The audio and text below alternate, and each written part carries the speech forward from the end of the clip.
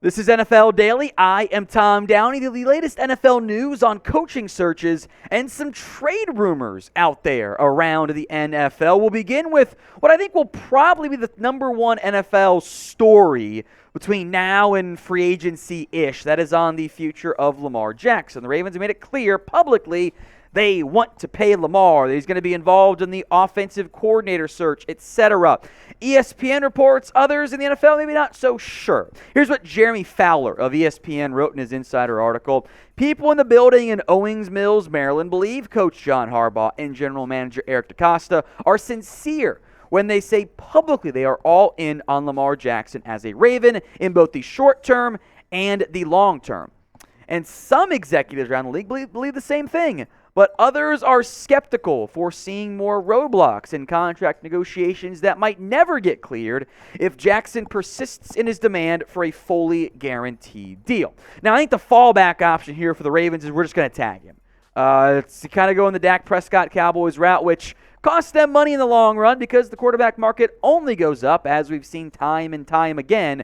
But the money is the factor. I don't think it's the average per year salary that's causing potential issues with Lamar Jackson and the Ravens.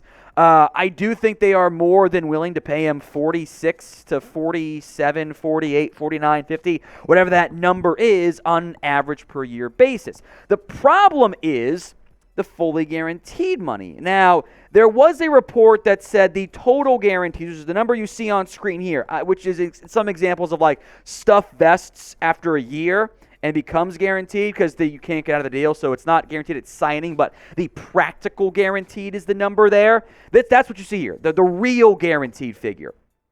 Report was that the Ravens had offered Lamar under $140 million guaranteed. That's not going to get it done. I think baseline you've got to get to around Murray Wilson. And if Watson wants a fully guaranteed deal, he's got 2 years of franchise tags. And then he can get that on the open market because somebody will pay it. I mean, you can look around the NFL. Good luck finding your top 7, 8, 9, 10, 11, 12, whatever you want to rank Lamar at quarterback. Those guys are not easy to find in the NFL, even with some of the issues Lamar's had with consistency passing and lack of playmakers and playoff success, whatever. You don't find those guys. So what should the Ravens do? Should is the emphasis there. We'll talk about this here in a little bit.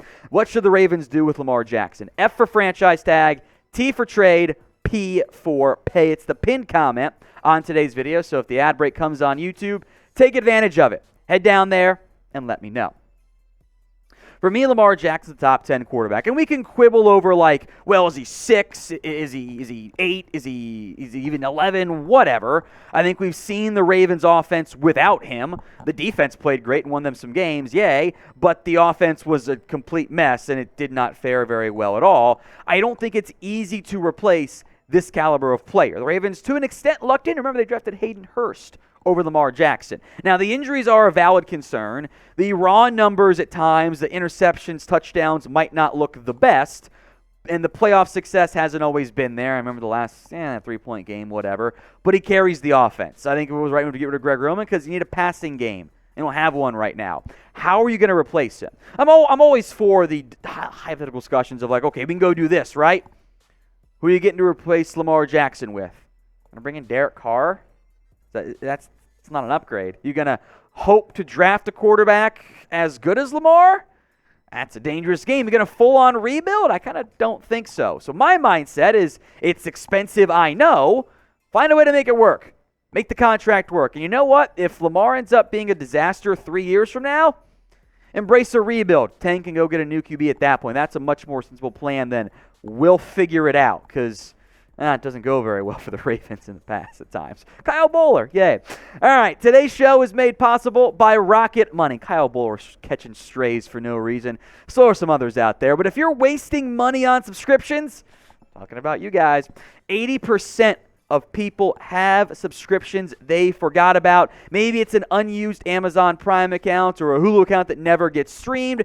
There's this great app that I use that helps me track all of my expenses.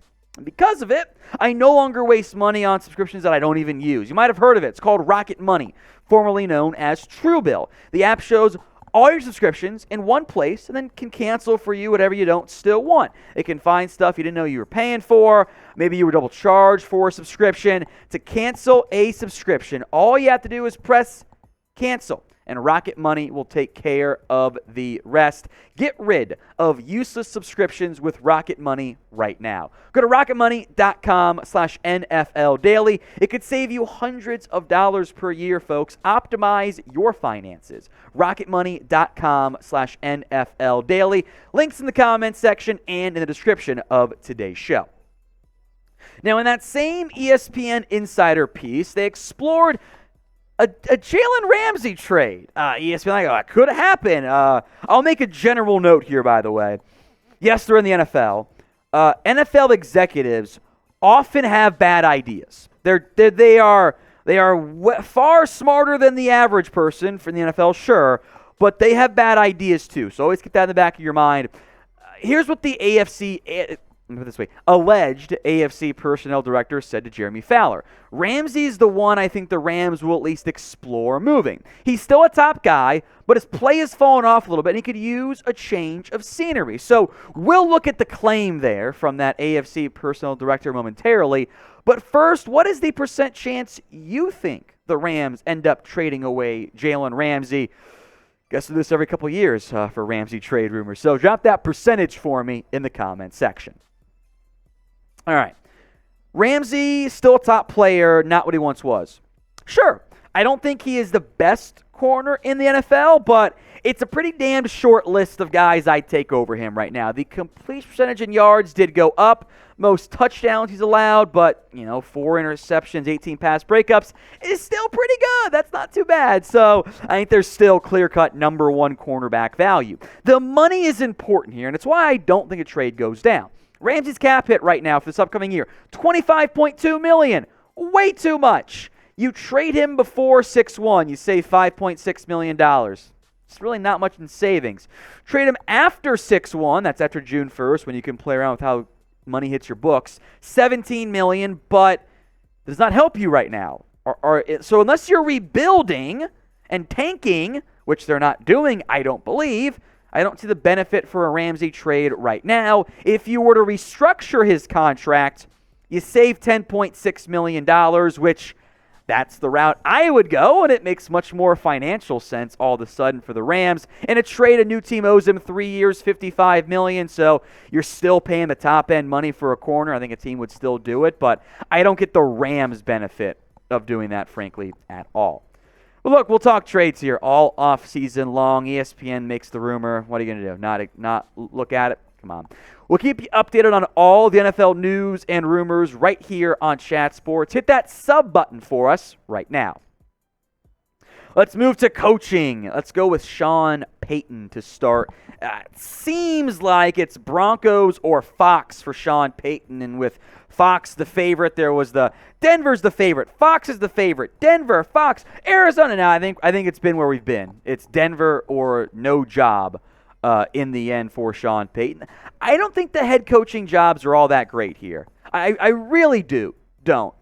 Like, the 4 jobs Payton's interviewed for: Denver, Houston, Carolina, Arizona. There's very little buzz and traction around those last 3 teams. Arizona was basically ruled out by ESPN today. Carolina with the Saints was never really a great option either. Houston, unless he just wants full control and rebuild, isn't really a great fit there either. Denver's been the spot that might make the most sense, right? They have appeared to be aiming pretty high. Walmart ownership, of course, has all of the money to spend. And the Broncos, for some conflicting reasons here, are waiting to start the second round of interviews. Not really sure why or the reasoning there, but I do think there is a very real chance that Sean Payton says, I'm going to stay at Fox for a year, and I'll look again next year. Maybe the Chargers, Cowboys, another unknown job comes open. At that point, I have more interest. What do you guys think? Will Sean Payton take a head coaching job this year? Y for yes, N for no. Head down to the comments section and get those votes in for me. That's Y for yes, N for no. Let's move to the Indianapolis Colts, where Jeff Saturday is among the alleged 7 coaches who are going to get a second interview. Other names are Ejiro Evero, the Broncos DC, Raheem Morris, Rams defensive coordinator, Dan Quinn, and probably some offensive minds get mixed in there as well. I will not mince words and sugarcoat things and be media buddy like some are for Jeff Saturday. And I would feel bad for Colts fans if they made Jeff Saturday the full-time head coach after he went 1-7 as the interim. With that said, this would be hilarious. I mean, can you imagine such an unqualified person getting an NFL head coaching job? I feel bad for Colts fans, but this would be funny.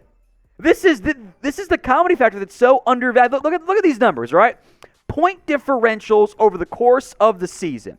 The Colts overall dead last -138. The Bears -137. Houston -131. Arizona -109. And the Colts with Jeff Saturday for half a season were -87. Then the Rams and Broncos and Tennessee and Tampa. And think about it this way, right? The Bears were obviously in a rebuilding year. Houston, Arizona, all fired their coaches. Denver fired their coach. Tennessee fired their GM. Tampa's making sweeping changes. Frank Reich got fired for -51 and 3 wins. He was 3-5-1 as the head coach. The Rams, of course, had all the energy, had all the injuries. Jeff Saturday, if he'd been there the entire year, one of the worst team in the NFL. He's not good. Like, there's nothing Jeff said. It's like, that's a great point, Like, he got blown out a bunch. And then he came in and preached accountability. Said, I'm going to do this. And then threw everybody else under the bus as in his season wrap-up press conference. Jeff Saturday has no business being an NFL head coach. Come be my own line coach any day. But you're bypassing a bunch of more qualified, competent, and deserving coaches, all because Jim Irsay wants his buddy and his old friend in there and someone he thinks can bring back the glory days. It'd be a disaster, but damn. And they'd win a few games. Sure, it's how the NFL works. But, oh, man, it'd be hilarious. So I hope for Colts fans, it's not how it turns out.